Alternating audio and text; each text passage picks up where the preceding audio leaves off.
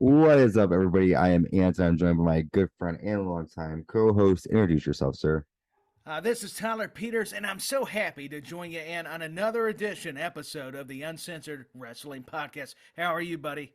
I'm doing well, my friend. I'm just getting excited to talk about this week's episode of Raw is War. I'm so It's excited. the I go just can't home hide it. edition, and I just can't hide it. He's There about you to go. lose control, and I think he likes it. I do too.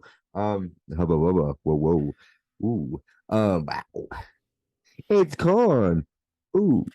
I So know you. I thought I was pumped up, but that's a whole nother level. I yeah, appreciate it. I'm on a whole other plane right now, and it's totally cool. Um, so like I said, and we are here for your Attitude Years, and this is the go home edition of Raw is War, leading up to King of the Ring 1998, probably one of the most memorable King of the Rings ever, obviously. But that's next week. Tonight we are covering Raw is War from June 22nd, 1998. They are live in Austin, Texas. And to start off the show, we see Paul Bearer watching at his home. He's not there in the arena. I loved it. He's just straight up chilling in his green, what is that called? Some kind Shower of robe robe. or something. I'm Yeah. bad. Listen, my mind. Don't have me write a book because I wouldn't be able to give you all the words to say. I'm a little out of it, guys. So yes. No, you are. I think you deserve that I was opportunity. looking like, okay, I think I might have to take over. No, I Who's was just, challenging me? it's out of respect. You're the host. That's all. Why do I have that look like I need to do a hostile takeover? Uh, Uh, you might. So, yeah. So we see Paul Bearer in his green robe, as Tyler pointed out. And he's just watching at home, just chilling, ready for Raw's he's War, just just like minding his all of us. business. Yeah. Whoa, hello. That was a little fun. Did you hear that noise? I did Oh, not hear the perfect. There was a noise. little noise after you said that. It was like the ding, and I was like, wow, that was like magic over here on my end. Some It's a supernatural reminder to call, powers. well, it was a reminder to call somebody. So I was like, oh wow, cool. Hey, that I, segues. What, Road Dogg? You better call somebody. I've got to work on my impression. I have to call this person really bad, I guess, because I just got a reminder. No, this is an off the cuff story, guys. So it's not really funny. This doesn't have to do with the Attitude Years, but viewers will appreciate this. I'm not gonna say like where I work or what I do, but what I will say is for my particular job, we were working overtime, and we had just found out that now we were working overtime since like September. I don't know, Wow. like for a while, and basically we were waiting for it to get approved. And so the secretary pretty much sent us an email and was like, you guys have to come get your forms, fill them out, whatever. So I want to get my money, so I fill out Of the course. form and do all that good stuff.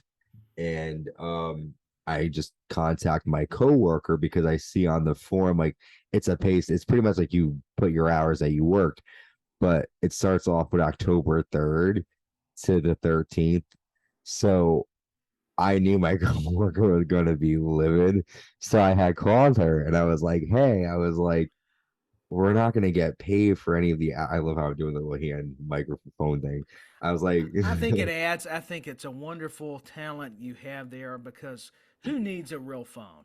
I need the fake phone. I need to keep using this. So I'm like, yo, I'm like, you, we're not getting paid for the other hours that we worked. And so she's like, oh, she straight says, oh, hell no. She goes, oh, hell and no. Yes, we are. She goes, yes, we are. And I'm like, yeah, we're probably not. And she's like, no, we definitely are. After all the hours we worked, no, I'm She not did a taking it. Stone Cold Steve Austin's what She she sure did. did. And she goes, just wait till I tell my husband. I'm like, what the fuck is your husband going to do about it? He's going to come charging at the building. She needs to get paid. Like, what is happening? So What I is don't going know on? what is happening. I just saw Stone Cold Steve Austin when she said, "The hell, hell, yes, No, we that's what are." segue. That's what made me think about it. She's going full Austin 316. We're talking Oh attitude years, so it hell, actually relates. 100%, yo. She and the funny little fact is, someone used to call him, so it's like Triple H. So it's also a good segue too. It is a Triple H. All of them are featured. I think you planned this. He booked it where it would actually tie into the show. He just wants us to think it was not going Well, to. the reminder made me think of the person because she wants me to call her. Now the truth comes The out. truth comes out. It will So, set you free, baby. mhm. So yeah, the truth will set you free, y'all. But speaking of the truth, Vince McMahon comes out. That's another bad segue. Speaking of the truth, No, I thought it was incredible. I mean, Vince McMahon is truthful. yeah. Okay, and the sky is green. Okay, Well, the Vince, sky was blue. Now it's dark. Now, so and the sky is gray. California dreaming, and Vince is not the truth. Okay. Anyways, so wonderful song. yes, sir. Mamas and the papas. So Vince comes out and he says, "I give you the next WWF champion, Kane." I can't do him. Kane walks down to the ring, and Vince says, "This Sunday, when you face Stone Cold Steve Austin, this will be the greatest day of your life. Gone forever will be the days of torment. This Sunday, you'll take your place. Those few great people who overcame all odds. This is your destiny. No force or man can stop destiny. Stone Cold Steve Austin, as Kane stands before you, to his dad. All right, he dedicates. Okay, as Kane stands before you tonight, he dedicates this match to his dad, Paul Bearer. This Sunday, Kane challenges you to a match in which the only way to win is to make their opponent bleed first." And then Kane takes out his voice box and he says, "If I do not win the title, I will set myself on fire." So the match has now two big stipulations. It's a first blood match. Only way to win is to make your opponent bleed. And if Kane loses, he's going to set himself on fire live on pay-per-view for only $50. Just for $50, he's going to set himself on fire. If he loses, Man, Kane's brave. he sure is. What did you think of this segment here with Vince and Kane? Kane just tends to just go with totally bad people. It seems like these No, people he that does. accepted. I mean, it's one thing to have a special stipulation, but to want to actually burn yourself as they was part of the story, however.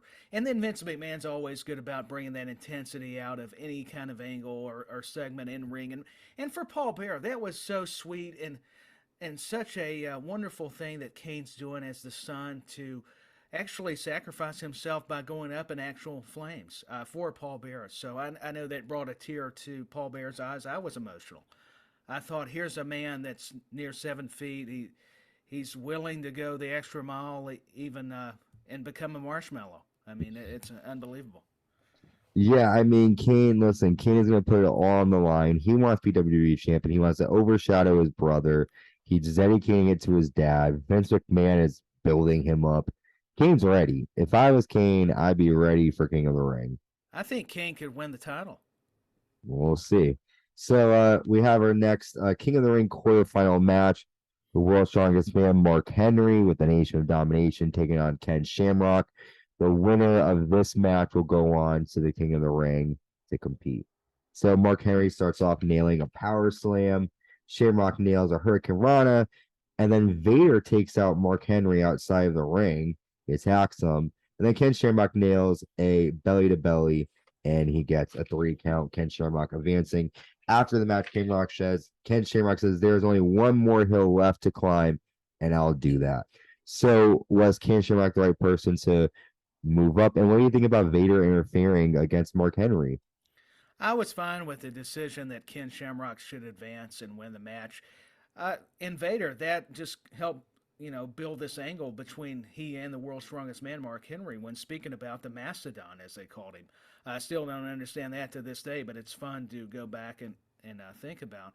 I thought the match was good. I think, Shamrock had to use that quickness. Henry was strong and powerful and had the size, and Shamrock had to utilize, just hitting him when he could and getting him on the mat. That was his the strong aspects is what I was getting at, trying to think of the right terminology. So No, I you're thought right. it was a solid match. I agree. Ken Shamrock's killing the game. Mark Henry is a great wrestler too. So Ken Shamrock's moving on. Yeah, he's Again, moving on up. Moving on up to the east side. And Thank you, Jeffersons. he's going to Philadelphia. So with this episode, like there's not a lot that happens because these Raws back then when they were leading up to a pay-per-view, not much, but there's actually a pretty decent amount of stuff going on in this episode. They So actually had more matches than I can recall they since sure reviewing them. did. So bear with us. So our next match we have X-Pac with China taking on Dustin Runnels. And our good friend dear Dustin prays before the match. He does. And He's a believer.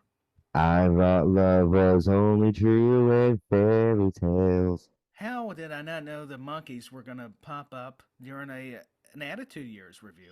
Well, It's we talk about remarkable. puppies, so I mean it's very animalistic here. Well, I just mean they're cute. It's dogs I'm referring to. Oh, so that's what King was talking about too. Then Yeah, that's what Jerry Lawler meant. I have a funny story. Can I tell you a funny story really You quick? can, yeah, it's your show. This is a I'm fun just here. story. So I went to a high school that was all about like aquaculture and water and boating. And I might have told you this story. I don't know if I have. But the teacher was trying to look up and she had the projector up and everything. She was trying to look up like a specific type of crab. And so she types in crabs on Google. And what do you think is the first thing that pops up? It wasn't what everybody assumed. No. And she got up, ran to the computer and like started to like hide, like hover over the computer, but that's not going to stop it from projecting. Like you have to turn off the projector. So it I was a mean, fun moment. what do you want to do? Put a spotlight on it? I mean, the projector is going to, to your point, maximize the Crabs. views. She's probably like, shit, I'm gonna get fired for this. But anyways, speaking of getting fired for things, Dustin Runnels taking on X-Pac with China. X-Pac nails an X Factor to start, which I was surprised with to see. Um, X-Pac tosses Dustin Runnels into the post. Runnels ends up putting X-Pac on the ropes and nails a clothesline. Runnels with a leaping clothesline to X-Pac. X-Pac with a running leg drop. Runnels drop X-Pac to the mat. And then the end comes after X-Pac nails a huge spin kick. And after the match, Dustin Runnels offers his hand, but X-Pac does the suck it taunt. So this is a really random match. There wasn't really an explanation for why these two were fighting. But what do you think of the match? And poor Dustin after the match is trying to shake X-Pac's hand and suck it. He's just trying to do the right thing, and Xbox only got 2 words for him. You just said it. I thought it was a good match, though. It was solid because here you had two guys that can go in the ring. They worked well together, two different styles, evidently, because X Pac always had those kicks, Yeah. the martial arts type style. And then Dustin Rhodes always had more of that traditional approach, where, I mean, he would be the guy that with the endurance that could sell for you and come back, do the big, heroic returns on you. So, and then China interfering was always nice because that added another element. So I know. yeah, solid contest, man. Oh, that's who it was. I forgot about. I had that in my notes. China drops Dustin Runnels to the mat. Okay, there you See, I go. mean See it. that's why we're a good team. Boom. I didn't even realize I helped you, but I'm glad I did. You sure did, sir. Well, if someone needs help, and that's Paul Bearer. He's at home, and Paul Bearer says he'll do it, but he won't have to do it. I will be at ringside with my son Sunday. I'll be standing by his side. So Paul Bearer is just, he's God pretty bless much Paul Bearer. He's just trying to do what he feels is right by his son he's Kane. gonna be by his son's side. That's Uh, all. this is a really cool, interesting, fun segment. Jerry King Lawler is in the ring, and Jerry Lawler says Al Snow is backstage dressed as an old lady trying to get a meeting with Vince McMahon. And Lawler's not lying. Al Snow comes out dressed like an old woman, and Al Snow tells the King to pin him so he can get paid because he's just trying to get paid for anything. And then Sure. so Too Much walk down to the ring, and Al Snow nails them with head. And that's pretty much like it's just pretty much setting up for their match at King of the Ring. Too Much taking Al Snow and head with Jerry Lawler as the referee. But I mean, what do you think of Al Snow? It's funny, but it's weird that they put him with Lawler. I know Lawler's a great wrestler, and but that's what I mean. Like, Al Snow's a good wrestler too, obviously, but he's more of comedic relief. So maybe it's a good way to start him off, I guess, against Lawler. But too much on Raw, at least, is barely on. So I hated how at this point they were doing that, where like people who weren't really focused were getting pay-per-view matches. But go back to what were your thoughts on that segment?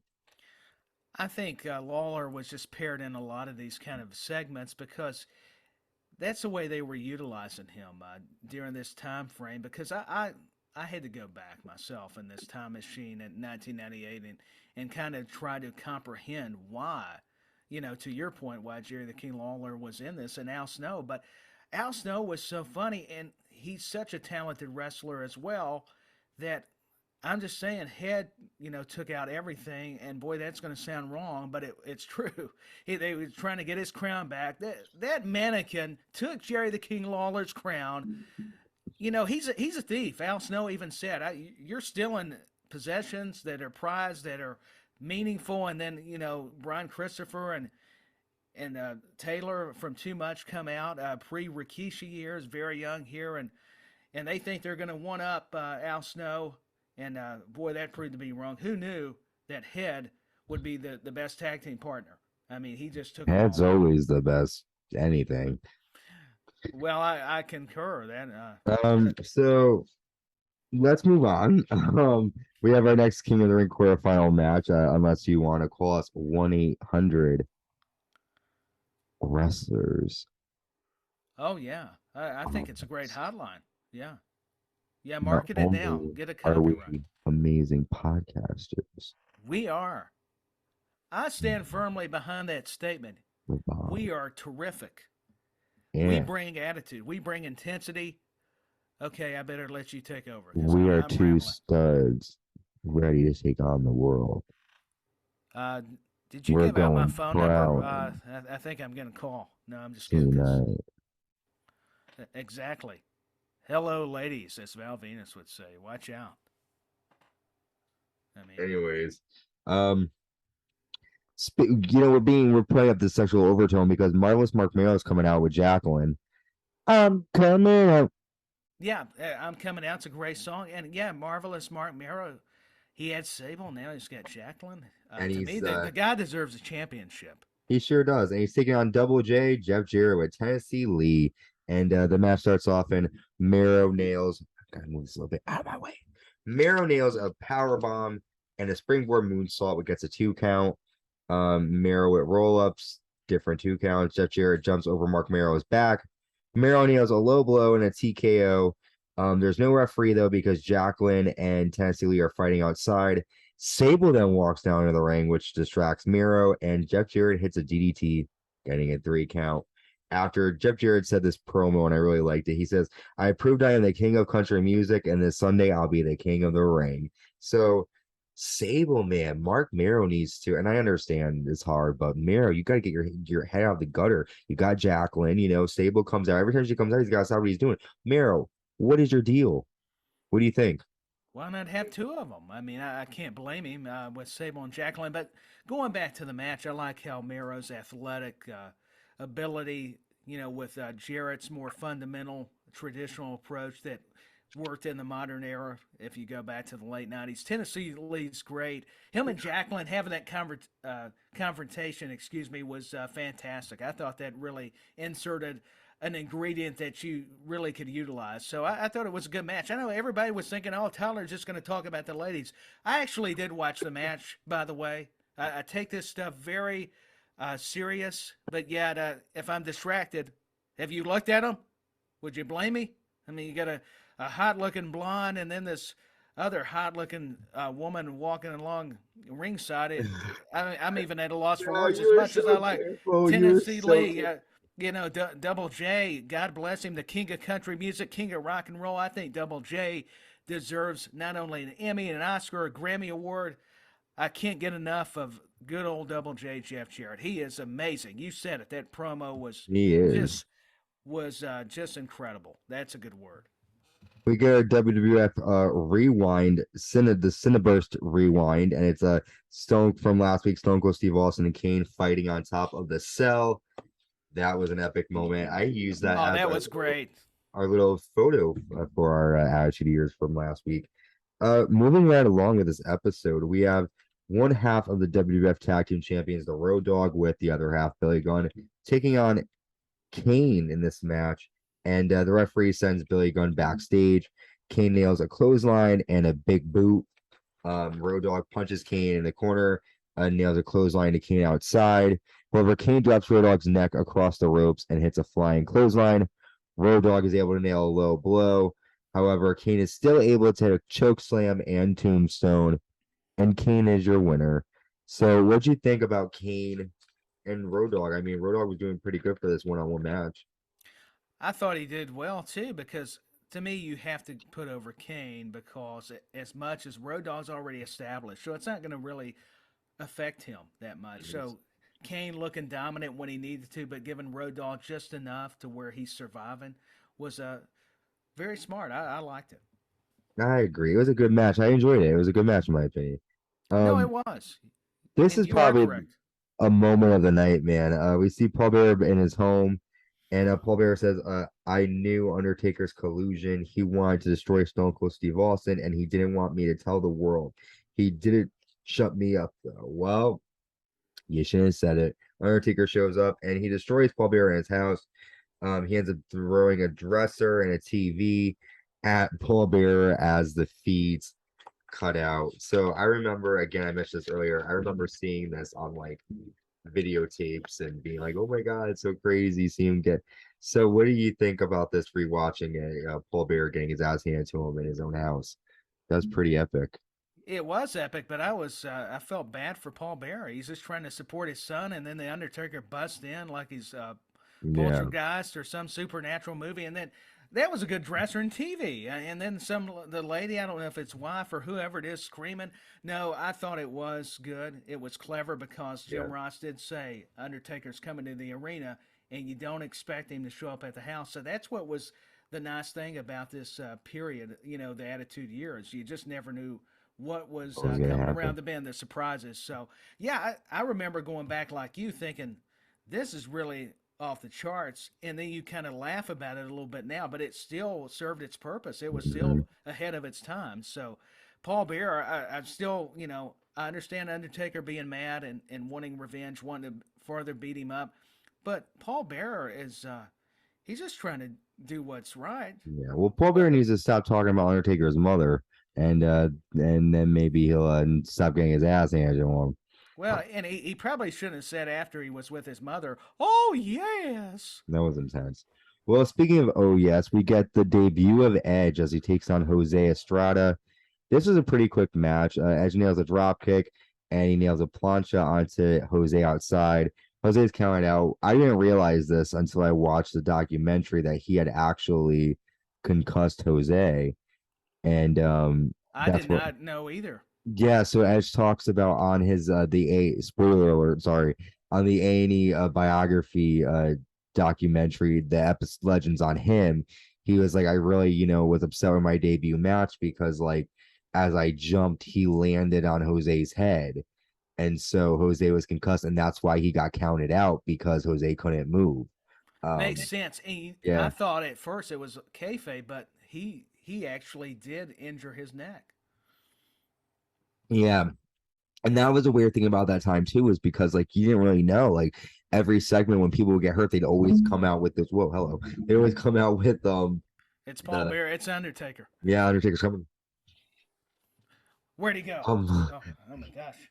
which way did he go? Who used to say that? Shane Some, McMahon. Remember when yeah, he was doing the big show, which way did he go? yeah. It was off a cartoon character. That's perfect though. Shane O'Mac. Shane O'Mac, which way did he go? But yeah, so I mean, what do you think about Edge? It's the first time seeing him in the ring. I think it was clever how he was seen in the audience, the crowd in Austin, Texas.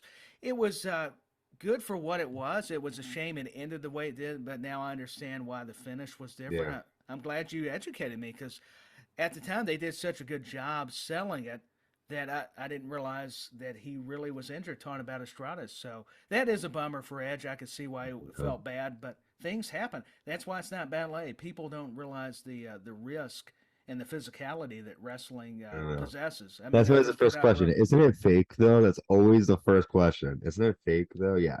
It's predetermined, but they could get hurt. So anyways, the They next get match. injured. Yeah. We have Owen Hart taking on Dan the Beat Severn, and this is almost like a grudge match, kind of. Dan nails a German to Owen Hart, and Owen hits an enziguri. Owen nails a fisherman suplex to Owen Hart as Owen chokes Dan Severn on the mat. Owen brings in a chair and goes outside. However, Owen X-Pac ends up nailing Owen Hart with a chair shot to the back of his head. And then Dan Severn gets the pin. So X-Pac going after Owen Hart.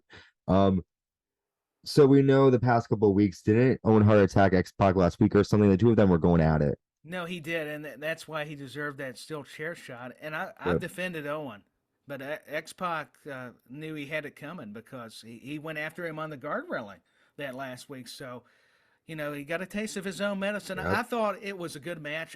I really liked the chemistry that Dan Severn and Owen Hart had. It was Yeah. it was awesome. It was excellent. Owen Hart is so smooth and fluent. I know I say it so much, but it's evident. It's so true. And Dan Severn's awesome. He is a beast. I mean, the guy. Owen is definitely one of my favorite wrestlers for sure. Oh, he's up 100%. there. And not just I mean, because he passed away. Literally, when I go back and look up like greatest matches of pay-per-views, he is in like pretty much like Survivor Series, SummerSlam. Well, not really Survivor Series. I'm sorry, WrestleMania, SummerSlam, Survivor Series, not so much. But we but go to the break and we come back, and the Kaboom box, the JVC Kaboom of the week, was the moment that just happened. X-Pac nailing Owen Hart with a steel chair. So I mean, that was a kaboom for sure. it was a big kaboom, and I'm with you about Owen Hart. He's got to be in that conversation of the top wrestlers. Yeah. And this match was good. I like the way that they build up the story with the feud between him and X-Pac with that steel chair shot a couple weeks, and it built more than that. That's episodic, just classic wrestling formula that still worked then. Dude, I'm just excited for that. They're gonna kill that King of the Ring. I'm Spoiler alert. stoked for King of the Ring. We have our next King of the Ring qualifying match. Uh, the WWE European Champion, the game Triple H with China defending against the WWE Intercontinental Champion, The Rock. And here are just some quick notes from this match. The Rock nails a people's elbow. However, Triple H nails The Rock with a forearm shot. The Rock sends Triple H into the steps, and China ends up hitting The Rock with a DDT. China getting involved a lot tonight. The She's Rock, a busy lady. she, hubba bubba. Rock applies a sleeper on Triple H. China distracts The Rock. Triple H goes for a pedigree. However, The Rock hits a low blow and a fisherman suplex, and The Rock gets the win. After the match, DX attack The Rock until the Nation come out, and the groups are separated. So The Rock's moving on to King of the Ring. What do you think about this match between Triple H and The Rock? They're gonna have many matches to come, but what do you think? Very good. Not only chemistry, these guys know each other so well. Chemistry is not even the correct word. The way they control the tempo, the way they could slow it down, pick up the pace, China being involved, you just said it. These guys were just a match made in heaven, literally. I mean, because they got to settle in, and it was one of the best things that we would see, their rivalry. I mean, they were still competitive years later, and the mutual respect they have between the other is very incredible. Remarkable would be another word. They are just, I love this stuff. I love their matches in I this do too. period. It was so hard to find the word because I feel like I've overused them. I mean, it's just that well done. It's amazing, man. They're killing the game. Speaking of well done, Kane is very well done because he's freaking out backstage, Nice segue. snapping, and I get it because I'd be snapping too if my Oh, dad. I'm mad. But I am. I'll be right I'm back. even upset with the Undertaker. How dare he put his hands on poor Paul Bear, just trying to watch his son. He won the match, and Kane is upset. The voice box. What is it? Mankind consoling him. Can you do Mankind an impression? I can't. Mankind. Yeah. Well, my uncle Paul. I don't know. I'm really bad. I can't. No, I'm bad. you're at better it. than I could do it. I just wondered. I put you on the spot, I guess. Have a nice day. I don't know. Yeah, that's pretty good. I guess. So good segue for you too. Mankind comes out. We're 2 for 2. I know Mankind it. comes out And he says all the men on the Battle of Gettysburg are shaking their heads on the battlefield where they shed their blood. Mankind says, it showed me the power of forgiveness and time to heal old wounds. I thought of our history to reminisce. Then you attacked my Uncle Paul. My last act on earth will be urinating on your grave, you cowardly son of bitch. He goes, Uncle Paul is many things. He is not a wrestler. He was defenseless and you attacked him. We have every right to arrest you and put you behind bars. I'm going to put you behind these bars because blood is thicker than water. I will have a surprise you won't soon forget. Kane, when it's all said and done, you will have Stone Cold Steve Austin's title. I will have my vengeance, and Uncle Paul will have Undertaker's soul. Have a nice day. Wow. Those promos cut deep. I mean, he mentioned Gettysburg, of all places, and protecting Uncle Paul. I mean, Mankind was sadistic, but he was caring. He sure was for He sure. he had compassion. Yeah, for certain people, don't cross him.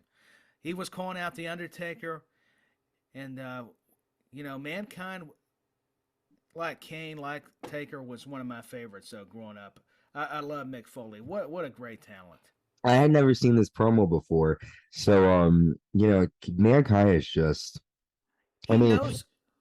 Yeah, we go tried ahead. doing stuff off the cuff earlier. I mean, it was pretty good, but Mankind, I mean, wow, to just be able to speak eloquently like that. Holy shit. He's such a great speaker. He's an intelligent guy. People just think because he wears a mask and he has a rat crawling on him, he's not smart. Yeah, you know what? It's like Michael Jackson. All right, let's move on.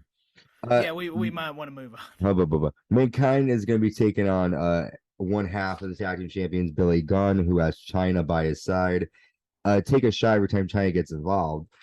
So Mankind clotheslines Billy Gunn to the outside. Mankind bounces Billy Gunn's head off the guard railing. Billy Gunn sends Mankind over the steps, and his legs hit really hard. Billy Gunn then drops the steps on Mankind's face. However, Mankind catapults Billy Gunn to the ring post, and he applies the mandible claw. And after the match, we see Mankind walking backstage looking for Kane. So, what did you think of the match, my friend? I thought the match was pretty good. I like Billy Gunn. I like Mankind. Both are just phenomenal workers. And that bump that Mankind took over the steps. I mean, Mick Foley sacrificed his body. I mean, these guys, it's physicality. Not saying Billy Gunn didn't, but the way that Mick Foley always performed in the ring and outside the ring was just nothing short than amazing. I mean, I cringed when I Yeah, see bumps like that. No wonder he's had so many injuries yeah, and everything. But yeah, yeah, him looking for Kane was just another added nuance. I enjoyed it, and him, not finding him and getting all bent out of shape because they were good at the crazy characters. I mean, yeah. And I think the thing is, excuse me. Well, hello, ladies. there's about Venus. I was about to say I was excited about the match, but tell us how you really Yes, feel. I am too. No, and the craziest thing to think about is he would then go on in a couple of nights and do the Hell in a Cell match after that crazy bump that he took with the steps tonight. But let's move on. We'll have time to cover this, and then I think we'll pick up after the break and talk about our reaction to this. So Sable comes out to the ring, and again, she introduces the WWE champion Stone Cold Steve Austin. And Stone Cold tells her to give Vince McMahon the middle finger and say it's from Stone Cold Steve Austin. Stone Cold then says, I challenge anyone. He says, I will watch you burn all night long, Kane. Kane then walks out on the stage and he motions to the ceiling, and then just fake blood drops everywhere on Stone Cold Steve Austin. Kane says, this Sunday, the blood on you will be for real. I So thought I it guess was you, real blood. It's oh, fake. I mean, I would hope. No, I'm teasing with you. It I is. was about I to no, just no, no, no, no, no. I'm saying that in the sense of that, like, I think Stone Cold Steve Austin might need a tetanus shot if, well, I mean that would suffice. I mean, listen, uh, I think this was something. What do you think? I mean, there's a lot of blood here for this. We could Yeah, probably there talk was a lot about of it, wrap blood. up within the amount of time. Go ahead. So, Well, and Sable, it makes everything good. I mean, that yep. was great. And for Stone Cold to teach her how to, to flip off Vince McMahon, I mean, taking that rivalry to a whole nother level between Mhm. Austin and the corporation involving that bombshell that is Sable was great. Kane coming out, with all the bloodbath pre-Gangrel. I mean, that's where Yeah, Gangrel got his, yeah. stuff from. And I love the voice box. It was clever. I like everything they're doing with Kane's character. So I like it. I yeah, love it. I like it. I love it, and I want some more of it. And There you go. I'm gonna move on Um. because I was going somewhere else, and I thought, well, I better stop. Oh, you totally can. I the thing about this is it's a really cool idea to see Stone Cold with blood like that, and it's a cool image. And Kane is coming for his title at King of the It Ring, is and cool. I concur. I think the whole images or depict and tell the story. It's another fine illustration, if you will. yeah, sir, 100%. Very cool, cool image to have memory. Really quick, what was your match? Well, that wasn't a match. What was your moment of the night? It could be a match if you want, but moment of the night. My moment of the night, I'm going to actually change it up and go with Owen Hart and Dan Severn. I'm just going to Okay. go with a match because I Their normally match? will say Undertaker or Paul Bearer or, Yep. and all those segments deserve a mention, but I'm going Owen Hart, Dan Severn just to change it up a little bit. Hey, that's why we have you here. I'm gonna be the basic boring one. I'm gonna go with the Undertaker Paul Bearer moment just because of the historical significance of it. Like I remember seeing it as a little kid and being like, wow. But Oh, again, it I blew was your little. mind. I mean, Yeah. that's a great choice, and normally I would side with you, but I've got to go different match. I agree, my friend. Well, listen, our next episode, where we're coming to a close of this one, our next episode is going to be a big one, King of the Ring 1998. And remember, when we do our pay-per-view episodes, we do our June 1998 month in review. We talk about music, TV, pop culture, all that fun stuff. So you're not going to want to miss our next episode, King of the Ring 1998, coming to you. I'm thinking next week. We'll see. But Tyler, thank you for joining me. Oh, you're Uh, welcome. youarethebomb.com. And thank you for listening. Stay safe, and we'll see you next time. Bye. Bye.